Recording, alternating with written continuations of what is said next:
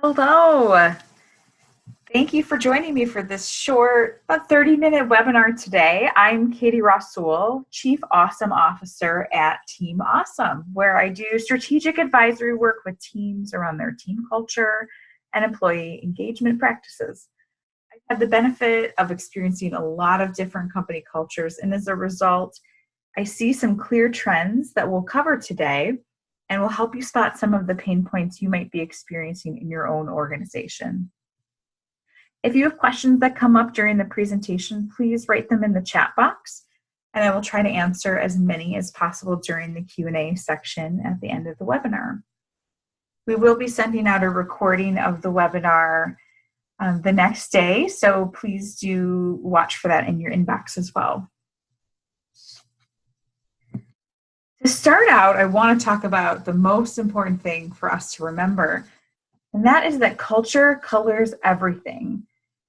It colors our business objectives, our earnings, people's feeling of belonging. It colors our attraction of talent when we're trying to fill positions within the company. And every company has a culture, whether you tend to it or not. So simple, but sometimes not easy. Think of it this way. Every person has a personality. Every company has a company culture, whether we realize it or not. And one of the things that we fail to pay close attention to sometimes is really how much that might affect all these different parts of our company. So I want to show you this example of how engagement and the company culture can make a difference in all areas of your business, especially financial performance. I mean, this is the compelling argument, right, that we need to make not only as HR leaders, but as leaders of business units or companies, that it makes a big difference financially to the bottom line. What this chart is showing you is that if we look across locations and we look at the top 20 locations as far as culture and engagement go versus the bottom 20% of locations with the worst culture metrics, this is the difference. So those top locations have 18% less turnover. They have better customer satisfaction, better likelihood that customers recommend their services or their business, and even 2% higher comp sales. So you can see, even beyond just the turnover and it's a feel-good thing to do, it's important for us to spend time on culture because it actually affects the bottom line in a lot of ways. Some of the common culture questions that I see when I am consulting or working with different companies, that they're looking to improve their culture and employee experience, but these are the things that we aren't sure where to start with. So the questions are, what are my culture gaps and how do I spot them? I hear, what data, what insights do I already have to dig into culture? And what tools can I use to ignite meaningful cultural change? So these are probably the questions you're asking, and that's why you're here today. And we're going to cover all three of these things for you. So when we think about what some of the common culture gaps are, I tend to bucket these in three different categories, and I call these the big three. These are the items that rarely go unscathed in any organization. For example, I've never seen a company where people said, people communicate too much around here, or the communication is too good. I hope you can dial it back a little bit. That's never happened, and I imagine that it probably never will. So communication is something we can always improve on. Recognition comes up commonly as one of the biggest influencers, and then finding meaningful work. And so not only are these three things very important, but these are really three of the biggest influencers or the levers that we can pull to affect our culture and affect the employee engagement within our organization. If we can get these three things right, the rest of it seems to fall away or not be as important. So these are the biggest things that really make or break the culture. So let's dig into each of these three categories. The first one, and arguably the biggest or most important, is communication. So when we talk about communication, not just what is being said, but it's also how it's said. So for example, if we want to improve communication within the organization, we have to look at, what are we saying? Are we saying enough? Are we telling the right people the right things at the right time that they need to do their jobs, but also to feel part of the organization? On the flip side, it's how things are being said.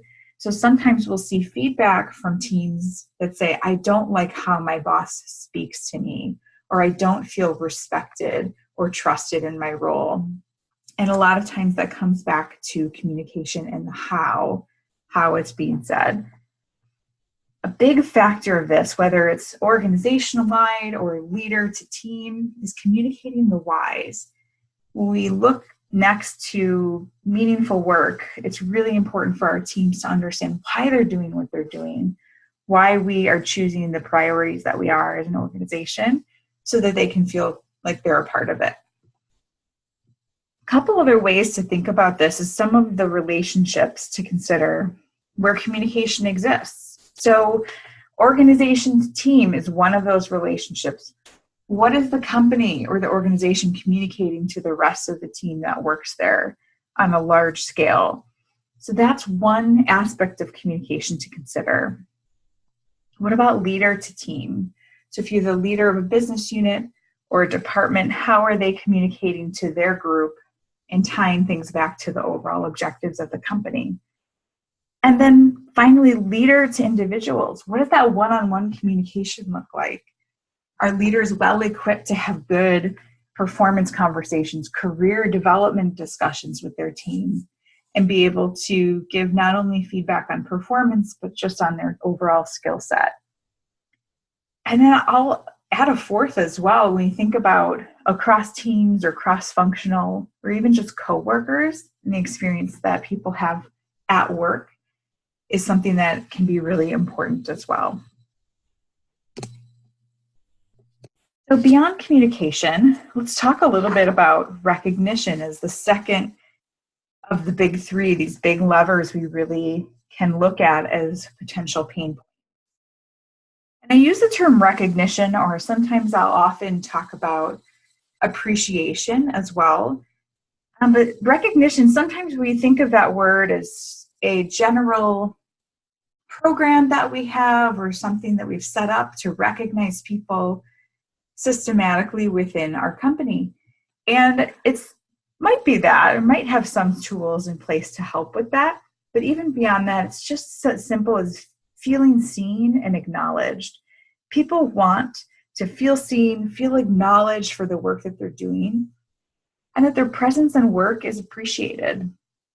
I've heard teams talk about, in a culture setting that I come to work every day and my boss doesn't say hi to me. He might not even know I'm here all week. I don't know if anyone would notice if I wasn't at the office. And so that in part is about recognition and having that presence and the work be appreciated. People want to feel supported by their team or boss, and that looks a little bit different for everyone. That means that their team has their back, that their boss has their back, and is going to recognize when they do good work. That sometimes that might be an individual thank you in a meeting or in an email, or sometimes that might be recognition in a team staff meeting in front of the whole group, depending on what their work style and personality might be. And also part of recognition, this is continuing to really gain steam, is professional and career growth. So people want to be recognized for their work that they're doing. And a lot of people see that recognition translating into, is there a place for me to grow here in my career professionally, where I'm seen to be able to do bigger things down the road? So that career path often falls in what people see as recognition as well, that they're acknowledged for the great work that they're doing. The third of the big three that I want to talk about is meaningful work. So what this looks like is the team feeling that they are part of something bigger than themselves and have a sense of belonging, a sense of community. And it's important for our teams to be doing something that matters to them. Author Daniel Pink, who wrote the book Drive, which is all about motivation, lists autonomy, mastery, and purpose as three of the key factors for motivation and finding meaningful work. So people want to be able to do the work themselves and let them fly. They want to get really good at it. That's what the mastery piece is.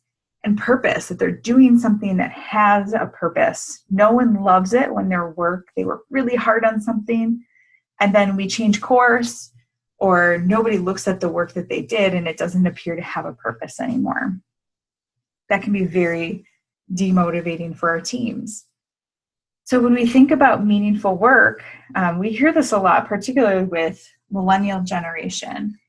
And I caution you against making that assumption, because what we have found is that every human across all generations is interested in finding meaningful work. Where the shift has begun is that the millennial generation is the first time that we've had a really clear understanding that A, we can ask for it in our work, and B, the companies are providing this. And so it's easy, if I can't find meaningful work here, it's easy for me to go switch positions, go to another company, and be able to find more meaningful work. So it's important, if you want to continue to keep talent in your organization, it is important for us to understand the value of this and be able to provide it. Otherwise, we're going to lose really great talent. So the key here is that you already have some of the answers if you know where to look. So what's important is you have data, you have some insights. How do you start to put some of these things together to start to take action? And some of these things already exist in your systems, in your HR teams, in just the company knowledge. I'll give you an example. Engagement data, turnover information, exit interview feedback, sales, all of these are places that can point in one direction around your culture. So as an example, if we look at some of the business units or the departments or the different locations that you might have as part of your business, what we often see is that the people with the highest engaged teams, the strongest culture data, also has lower turnover. We also see exit interview feedback that's consistent with that engagement data, and feedback about leaders, safety results. So higher engaged teams and better cultures tend to have lower safety incidents. You'll see higher customer experience scores. You see higher sales. And so when all of these things are working together, it all goes back to that culture and the engagement of the teams. So it's really easy to start to look at the performance of different business units, not just in the HR data, like the engagement data or turnover, but in sales, in the customer experience, to help you point you in the right direction for where to find some of the culture strengths and some of the culture gaps that you might be looking for. You can also look at some of the qualitative measurements. So do people greet each other and make eye contact passing in the office? What do people talk about? What's the overall tone of the workplace? Certainly, I can go into a new organization and you can just feel the culture kind of hit you like a cool breeze when you walk in. Or sometimes it hits you like a fog. And you can immediately sense the tone of the culture that you're walking into. And let's be honest, I'm not the only one noticing this. Candidates coming in for interviews, you're trying to fill positions, you want to recruit great talent. Other people are feeling, assessing this when they walk into the building, whether it's a candidate, a vendor, a potential strategic partner. And so there's all the sources of information that we can use to really get a handle of what is our culture really like. So the key here is to take action and do something. And it has to be visible. So if we're doing great work in the background and adjusting our culture and taking feedback, but we never communicate it to the team will not give you the credit you deserve and you won't be able to get the results that you want. So taking action on the feedback is step one. Communicating is part two. So it's important to do both of those steps to be able to make sure it's visible action to the team. So let's talk a little bit about follow through. So if we're doing something, and this is a key part of our teams knowing whether or not it's valuable to provide any feedback at all, this chart shows you a little bit of the impact of follow through on employee engagement. So departments or units with the lowest level of follow through also had 21% lower engagement. And those with the highest level of follow through had 18% higher than the average.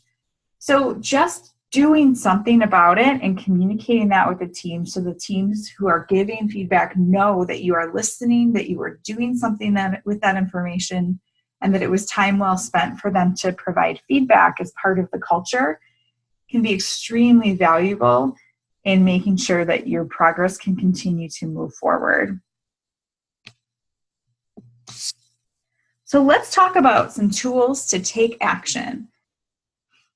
You can take action on survey data. One of the things that I hear the most from organizations is, well, we take a survey, but we don't do much with it. So it's not very helpful. So if you start here, you have the information, start doing something with it. You can make an organization level action plan. You can make location specific action plans, or even leader specific action plans where you can find some of your top leader issues that are creating turnover, that are creating cultural gaps within the organization, and start to help specific leaders bridge those gaps. You can use stay interviews to spark change.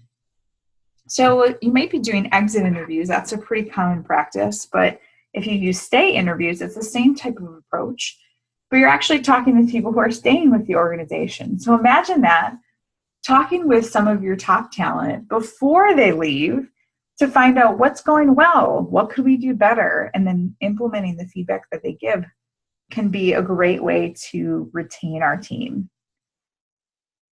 You can determine who some of the most critical groups are and focus your resources. I worked with a company as an example who, after doing their first engagement survey, found out that their biggest leadership gap and culture gap was the frontline supervisor group. And so not only was that the group that needed the most help in learning how to lead and lead the culture, but they were also responsible for about 64% of the total population of their company as the direct supervisor. So you can see that's a huge, huge lever that we can pull if we can get it right with that group. Teach them how to be great leaders. That's going to make a big impact for over 64% of the population of their total company, and is going to have an incredible impact on their culture and their employee engagement. If we get people involved, we want to find influencer groups and leaders and find the people that get it, and we're going to be part of the solution around culture. You need high-level leaders to be sponsoring the work that you're doing, and then helping find other influencers within the organization that can continue the message. This is a great way to make sure that the culture work that you're doing is not just quote unquote an HR initiative or based in one department, but is really something across the entire organization. You can focus on follow-throughs. We talked about that as a critical piece of the elements that help your momentum to move forward. When teams see that you're doing something with the feedback, they'll provide more, you'll have more information to take more action, and you'll be able to move your culture the direction that you want even more quickly. And then finally, engage an expert for an outsider's perspective. Sometimes, especially if we have leaders who have been in the organization a long time, it can be hard to really understand what some of the culture gaps are. So finding someone with a fresh set of eyes on the outside of the organization can be extremely valuable in your culture journey to be able to move faster. And then, these feel like you're nailing these already. You can go beyond some of the basics. There's things like taking it to the next level with communication or recognition or meaningful work, or even you're building an environment. Some companies now are really investing in their workplace and their environment and their workspaces to be conducive for collaboration for all sorts of different personality or work types, and are designing their workplaces in order to build the culture that they want.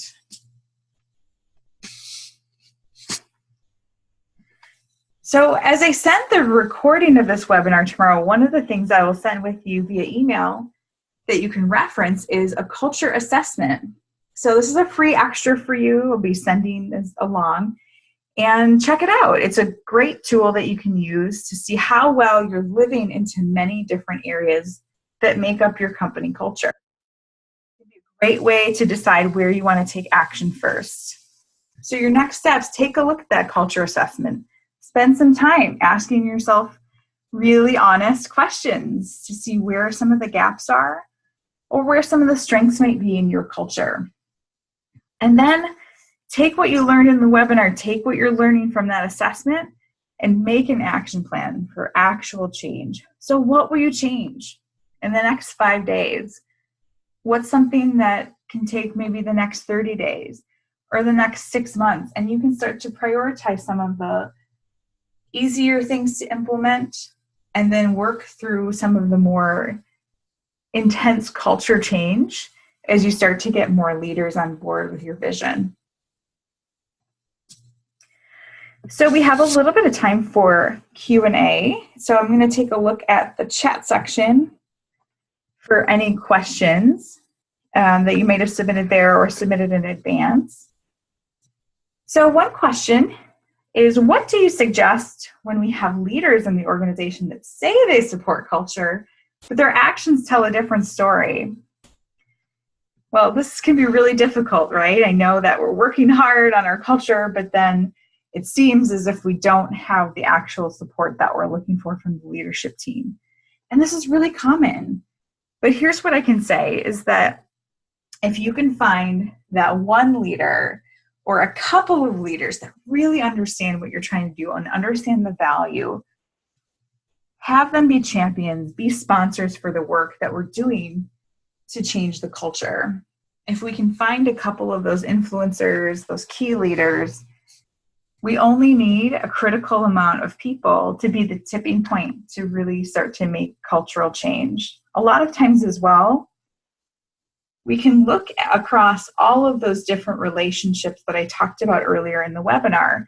So there might be some lower hanging fruit or easy fixes we can do at the organizational communication level that doesn't really require anybody's buy-in or support necessarily for big culture changes. So start where you are. Start within the company communication. Start with some of the leaders within your own business unit. And soon enough, we'll get to the tipping point that the culture will start to adjust. Okay, the next question is, we don't find our annual employee survey to be very useful. What would you suggest as a solution? So I love data, so I really like engagement surveys that are done well. A lot of companies do them every year, some do every other year. And the reason that we don't find them useful, or there's some discussion around do we even do it, is exactly that we don't use the information appropriately or take action. And so I support the idea of doing them as long as they're done well. But the most important thing is following up and doing something. So what I would say is, if you don't feel like it's very useful, first make sure that you feel like it's a quality survey and that you have a good partner that's doing that with you. And if you feel like that's for sure happening, you know that's not the problem, then look within the organization and figure out, how do we start to use this data and information, actually take action with it. Start small, do small visible actions, and you'll start to see some of the momentum around the survey feeling more useful, communicating back to the team, and you'll start to see that follow through giving you some momentum. It probably will take you 2, maybe 3 years from either your first survey or when you first start to put some real action behind it to see some incredible changes. You'll see some incremental every year, but just know that it is slower work. When you only take 1 survey a year or 1 every 2 years, then you're playing the long game on some of the cultural changes between the next time you're able to measure them. The next question I have here is, we've addressed some of our low-hanging fruit. What are some ways that you dig in at a deeper level into culture? One of the things that I often do with companies and would suggest is a program called Culture Council. And that's where I work with some of the top leaders, so a selected group of top leaders, as well as a couple of key influencers in the organization, to dig into all of these different big levers that we have that adjust culture, talk about where we are, where we want to be, and then come out the other side with not just an action plan, but a commitment from the group. And here's how we're going to be going forward for our culture and for our teams. So we look at the big 3. We look at communication, recognition, meaningful work, career pathing, succession planning, and all of the things that make up the biggest reasons why culture fails or why people leave a company. And so as a result of digging in on all those aspects, then we start to see what are our strengths, where do we want to go, and make a commitment to come out the other side stronger. All right, just to wrap up, if you'd like to learn more about Team Awesome or follow some of the other happenings, please follow us on one of the many platforms where you can find me. I also co-host the Life and Leadership podcast as a great listening option. So if you're looking for something on your commute to work, you can enjoy that podcast, or check out my website if you're looking for more information about Team.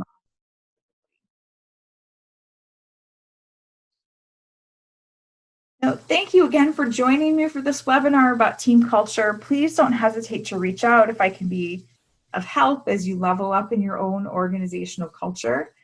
It's meaningful work, it's hard work, and it's slow sometimes, but I promise your team and your company will be stronger for it. Thanks so much for taking the time today. Bye-bye.